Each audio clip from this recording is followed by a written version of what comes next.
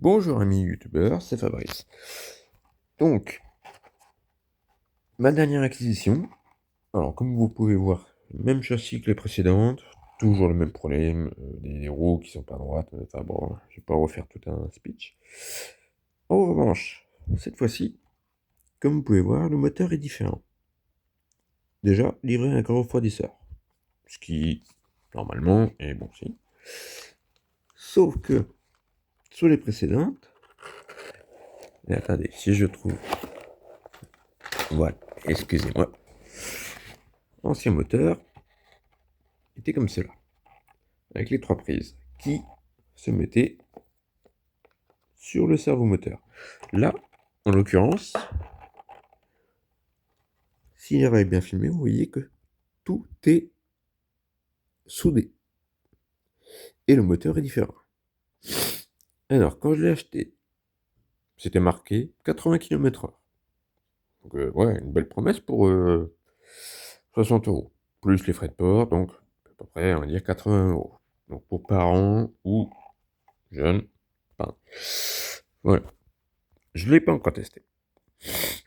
Donc, en revanche, voilà, tout est soudé, hein. Alors, je me disais que peut-être que j'aurais pu mettre le moteur que je vous ai montré juste avant, un Brushless, à pas confondre avec Buttless, qui est un autre type de moteur. Et quand j'ai reçu le carton et tout, finalement, c'était marqué 50 km/h. Bon, ce qui, en soi, si c'est la vérité, n'est pas trop mal. Hein. 4 motrices, tout pareil comme les autres. Bon, à voir.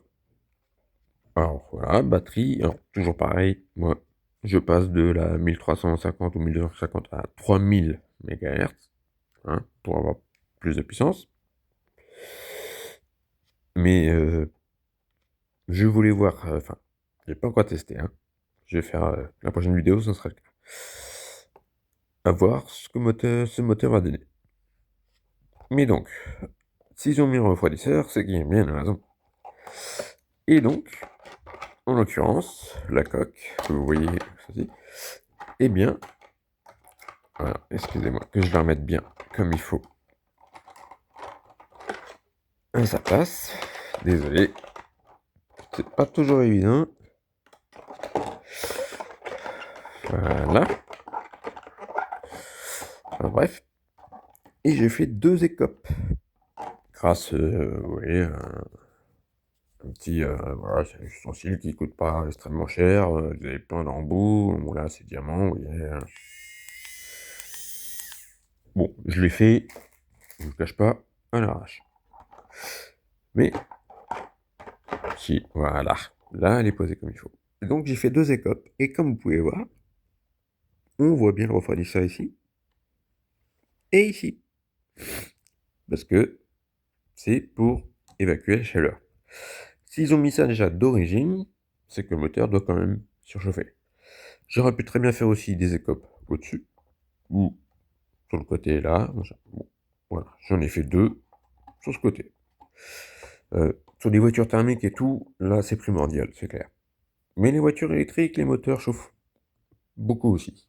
Donc, voilà.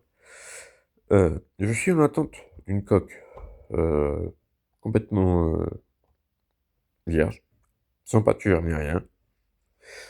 Et pour ceux qui ne savent pas, je vous expliquerai comment peindre soit de l'intérieur ou de l'extérieur en faisant des petites flammes ou des éclairs. Enfin, après, ça, c'est chacun ses goûts. Hein.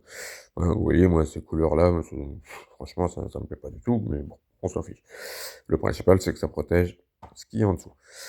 Mais après, tant qu'à faire, si on est vraiment passionné, voilà. Bon, vous voyez, l'aileron, j'ai déjà commencé à mettre un petit peu de doré. Et quand je recevrai une nouvelle coque, je la ferai noire et dorée, je pense.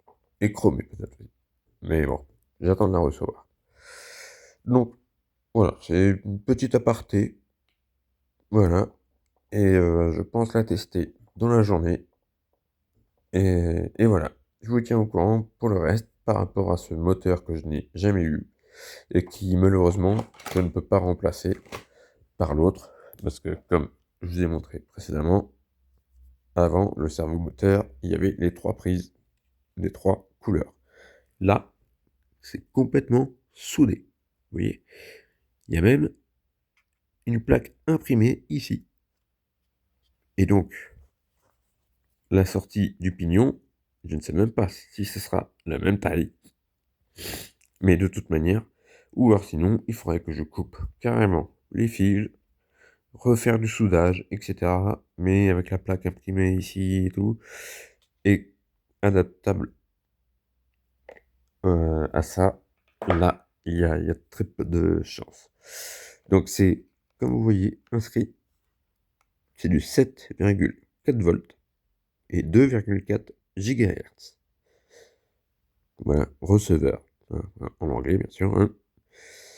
Donc attention à pas trop manipuler parce que, là, vous voyez, c'est un accumulateur. Et donc là, c'est fixé sur l'arbre central. Donc les chocs, ou même ne serait-ce que prendre une bosse et la voiture qu'elle se retourne sur elle-même ou quoi que ce soit, là j'ai peur. Alors même si elle fait réellement du 50 km/h, et je pense avoir une petite idée dans la tête, enfin, grâce à un ami, trouver un endroit en voiture et faire rouler la voiture électrique à côté, voir quelle vitesse ça peut réellement atteindre.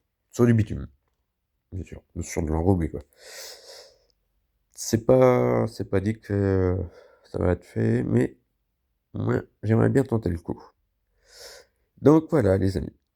Merci à vous pour le peu de gens qui me suivent. Et voilà. Au revoir.